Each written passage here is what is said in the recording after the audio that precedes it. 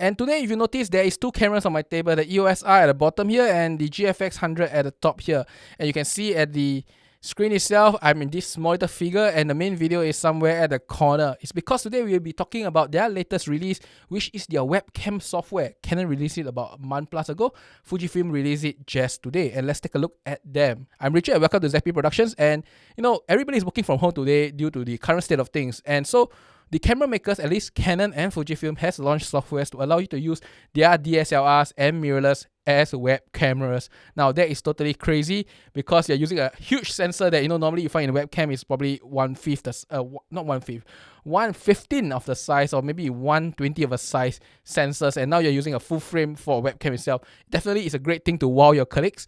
But let's take a look at their performance before we say whether is it a good thing to use their web camera or not. So let's take a look at the Canon's one first, and let me change over to the Canon because the Canon one is a lot easier. And we are back, and you can see this full screen goodness of Canon streaming to my laptop via the OBS software using their webcam software itself. Now, Canon's version is quite elegant if you ask me. Firstly, you just have to make sure that you shut down every single other Canon software, be it image transfer or Lightroom, making sure that nothing is interfering with the streaming itself. Other than that, just plug it in, make sure the USB-C, everything is proper, and the camera should work normally. There is really not much setting for the Canon version itself. And the Canon version actually has full function, which means you can change exposure still, you can change autofocus. In fact, let me put my hand in front of you, and then you will see that the autofocus will shift to my hands. It's really slow because this is 35 1.8, and it goes away, and it focuses back to my face. It just takes some time. Let's wait a while. Okay, we are back in focus. So that's the good thing about the Canon's version. It is simple to set up. The initial problem I had was I don't know why the software is not working, but I found out that it's because you have to shut down every single other software. And other than that, it works pretty nicely, and you could use it in other applications such as OBS or any other streaming software quite easily. Just to note, you cannot launch it over two software, so you can't launch Webex or Zoom and then together with OBS, it will interfere with each other and then you will lose all the stream itself. Other than that, the Canon version is a lot more, I would say, as simple to use and easily can change autofocus. Now, the only problem with this Canon version is that the EOS R does not charge over USB-C. So what happened is that you could not actually run this infinitely. You could only run this as long as there is power. But the good thing of the Canon version is because there is a flip screen, you could flip it around and still set your settings, control your focus and what's not. So it is still a very convenient thing to do. Now, let's switch over to the Fuji thing, and then let's talk about the Fujifilm version of the webcam software.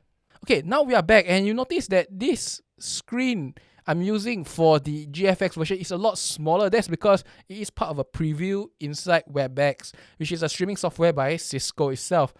Now, the issue lies is that the EOS R version could work in OBS, but the GFX100 could not work in the OBS itself. I'm not sure whether is it the Fujifilm software or is it the GFX100, but definitely it doesn't work anywhere. It doesn't work in the camera software built into Windows. It doesn't work in OBS, but it does work in streaming software such as Webex and Zoom. And that's about it. If you go online, you can see that it also works in most of the HTML5 streaming software. But I really couldn't get it working in normal capturing softwares such as OBS. The next thing is that while setting this up, it was a lot more finicky. Finicky in terms of the cable. It may be the GFX100 issue because the online tutorial, if you see in Fujifilm, let me put the link here. The Fujifilm software, they were showing the XT3 could be connected with a USB-C to USB-A. Now, when I was trying that with the GFX100, it failed terribly. It cannot work. And when I tried with USB-C, it only can work with certain USB-C cable. In fact, this is the only cable in my house that could work. And this cable came with my Max Pre 3. It's a 1.5 or 2 meter cable. And every other USB-C cable could not work out really well. So there's a cable issue. I believe there's a GFX100, not so much of the software itself. And the next thing is that when you plug in the cable, the whole GFX100 locks up. So what happened is that you could see the video behind you, but you could not change any setting. You can't even flick the switch from single focus to continuous focus to manual. It just doesn't switch at all. You cannot change your exposure. Exposure has to be set before you connect in the cable. And the only thing you could control is manual focus. So if your camera is on manual focus, you could still turn the ring and focus yourself. That's the only thing you can do. Now, regarding autofocus, just now in the Canon version, you see that actually it can autofocus. It's just a little slow, but it does work out. But the Fujifilm version, at least for the GFX100, doesn't at all. Now, if I show you this video here, you'll see how jittery this whole instant AF, pre-AF thing that is available on the GFX100 for the autofocus of the webcam software. It is totally unusable, very laggy, very distracting.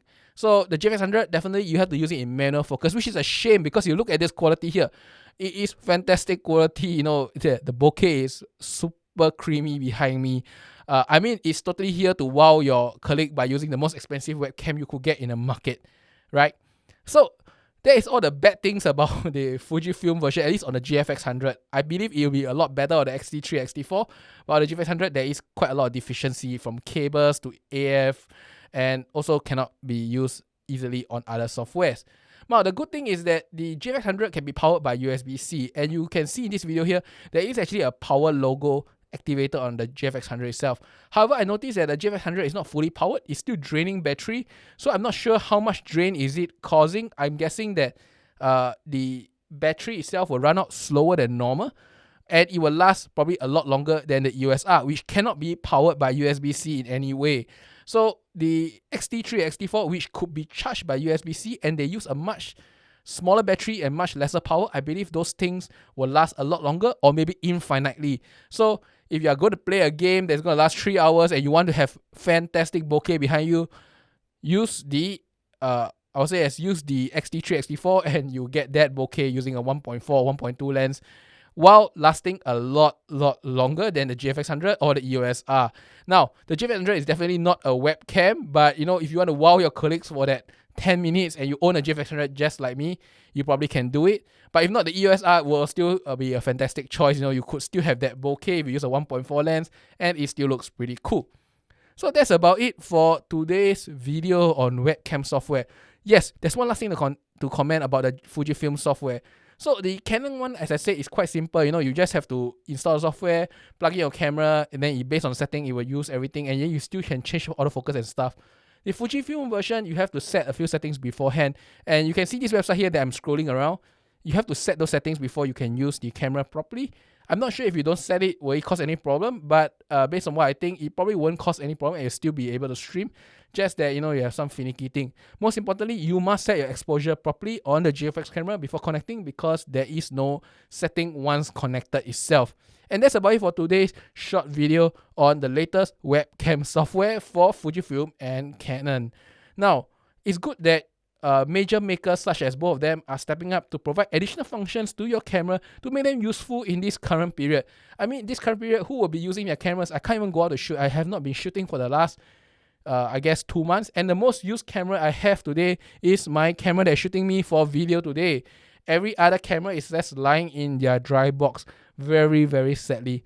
So at least now they give you a function to use as a webcam, and therefore make additional purpose to them, at least for this period itself. Now, I hope you enjoyed this short little video, and I will see you next time in my next video. Till then, bye bye.